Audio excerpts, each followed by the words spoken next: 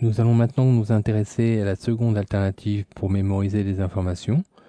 Nous allons donc dans notre cas les mémoriser côté serveur cette fois et nous allons voir comment créer un système de mémorisation de ces informations dans les sessions. Commençons à ouvrir une nouvelle page PHP. Nous allons donc commencer encore une fois par écrire un bloc de code au-dessus de la page HTML. Celui-ci permettra d'indiquer au serveur que nous allons utiliser, alors soit créer, soit utiliser d'ailleurs, des variables de session dans cette page. Donc ça c'est impératif, dès lors que vous désirez exploiter, modifier des variables de session, il faut donc utiliser cette déclaration initiale en tête de page. Au même titre que header que nous avions vu ou que setCookie, cette session start doit impérativement être placée au-dessus de la partie HTML. Nous pouvons donc ensuite passer dans la page elle-même pour gérer les sessions. Voyons maintenant comment créer une variable de session. Pour cela, il faut savoir que les sessions sont elles aussi stockées dans un tableau qui se nomme session. Et nous allons donc en l'occurrence prendre comme exemple la session. Je vous propose de reprendre par exemple l'enregistrement du log que nous avions fait avec les cookies. Nous allons donc enregistrer cette session, cette nouvelle session qui va s'appeler log, donc avec la même valeur, à savoir Jean. Voilà. Voilà, notre enregistrement de session est désormais opérationnel. Il suffit maintenant de pouvoir l'exploiter. Comme nous l'avons fait aussi précédemment, je vais vous proposer de passer d'une page à l'autre pour témoigner le fait que la valeur de session est bien enregistrée. Je vais commencer d'ailleurs à enregistrer cette page dans mon répertoire 5. Je vais l'appeler donc session 1 pour commencer. Voilà, excusez-moi. Session 1. Et je vais créer une nouvelle page qui, elle, aura pour fonction d'afficher la session elle-même. Donc dans cette session, je peux peut-être d'ailleurs rajouter un titre. Donc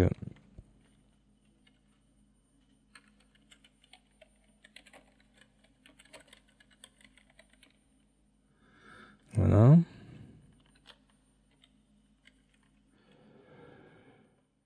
Nous allons maintenant créer une seconde page à partir d'une page modèle comme nous l'avons fait précédemment.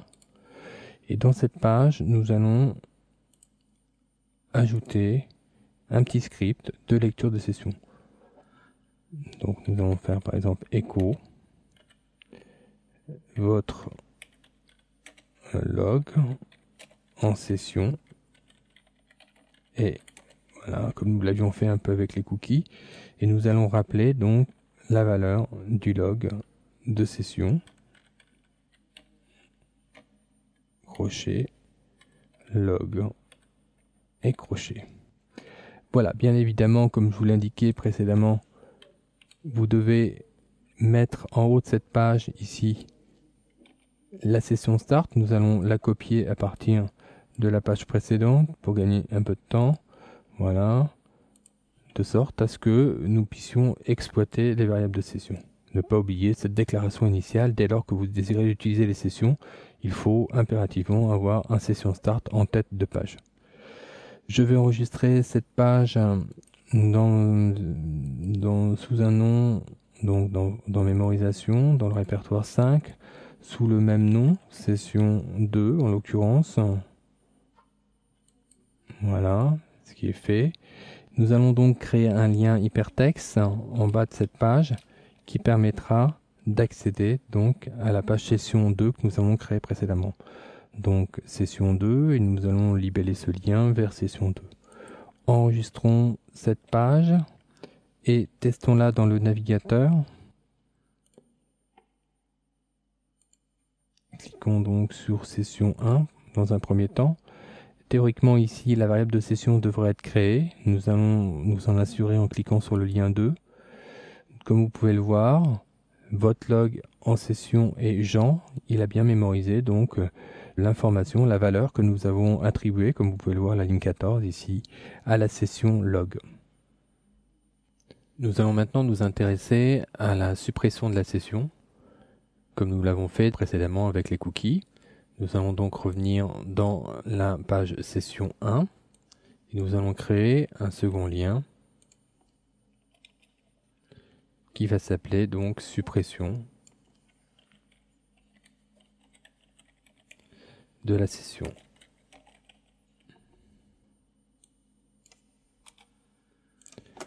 Nous allons envoyer ça vers un fichier que nous allons nommer subsession.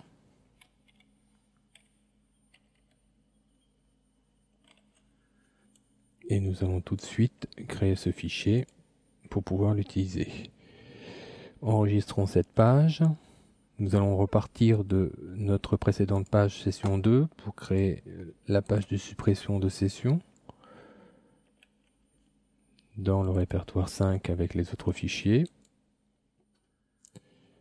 Ne pas oublier d'indiquer en haut de page la déclaration de session start. Nous allons donc ici ensuite simplement utiliser la fonction unset qui permet de supprimer une information dans un tableau. Nous connaissons donc le nom de notre session à supprimer.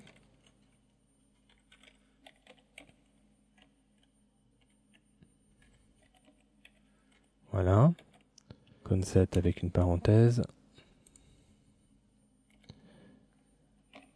Donc avec cette fonction, la session log que nous avions créée précédemment devrait disparaître du tableau et du coup ne plus être exploitable. Évidemment, nous risquons de retrouver le même problème que nous avions avant. Si nous utilisons l'affichage du log comme nous l'avons indiqué ci-dessous, il est préférable à ce moment-là de conditionner cet affichage par l'existence de la session en question. Voilà. Nous allons donc faire cela avec une fonction iset de sorte à conditionner cet affichage et éviter d'avoir un petit warning. Nous allons enregistrer cette page,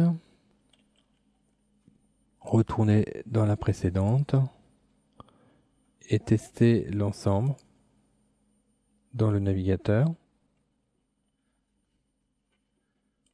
Ouvrons donc la première page pour créer la session, session 1. Nous avons le second lien sur lequel nous allons cliquer pour la supprimer.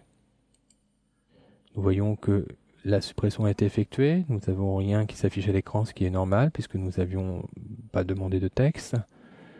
Si nous retournons maintenant dans notre page initiale et que nous cliquons de nouveau sur session 2, nous recréons une nouvelle session qui porte le même nom. Nous vous proposons maintenant de revenir sur le code que nous avions réalisé dans un chapitre précédent. Nous allons fermer ces fichiers. Nous allons ouvrir le système de login que nous avions réalisé dans une précédente structure. Voilà. Ainsi que la page à laquelle nous aboutissions, qui était la page privée. Donc page privée. Voilà. Nous avions donc déjà développé cette structure de login qui, je vous le rappelle, permettait de détecter si le code de l'utilisateur était correct et rediriger, dans le cas où ce code était correct, l'utilisateur sur la page privée. Cependant, lors de cette première expérimentation, je vous avais fait remarquer que la page privée n'était pas protégée. Nous allons maintenant utiliser les sessions pour remédier à ce problème et ajouter une protection qui permettra d'éviter que les personnes qui ne se sont pas loguées puissent accéder à la page privée. Ouvrez la page login, déclarez en tête de page session start pour pouvoir utiliser les sessions comme je vous l'ai préconisé juste avant. Dans le bloc de code qui détecte si le code est bon, nous allons cette fois initialiser une variable de session, donc que nous allons utiliser par exemple code, que nous allons initialiser avec le code qui a été saisi, 234. Voilà, nous allons maintenant basculer dans la page privée. Celle-ci doit donc posséder en tête une fonction session start semblable à celle de la page précédente, de sorte à se connecter sur les sessions. Donc nous allons ensuite ajouter dessous une structure de choix qui permettra de tester si la variable de session, $_session, donc que nous avons nommé code, existe. Si cette variable existe, nous avons donc accès à la page. Dans notre cas, nous désirons donc renvoyer les utilisateurs vers la page de login si elle n'existe pas. Nous allons donc inverser cette fonction en plaçant devant un signe point d'exclamation pour inverser la fonction i7. Autrement dit, cette fonction va tester si la variable session code n'existe pas. Et dans ce cas, nous allons renvoyer l'utilisateur vers le login pour qu'il se logue. Nous allons utiliser pour cela une fonction header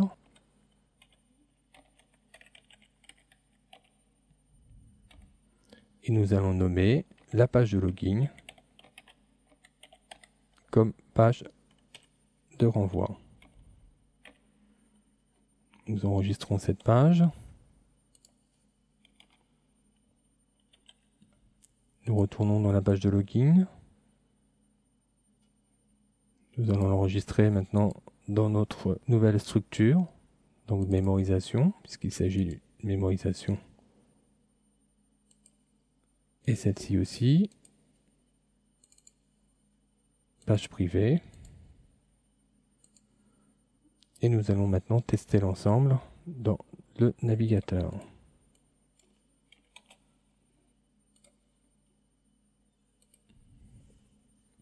Cliquons sur Login. Je vais saisir un code erroné pour faire un test. Là, le système fonctionne correctement.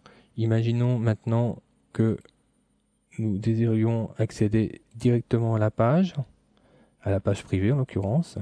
Nous voyons que dès que nous cliquons sur la page privée, le système renvoie automatiquement à la page de login. Saisissons maintenant le bon code. Et nous voyons que nous accédons à la page privée et que la mémorisation de la session a été effectuée.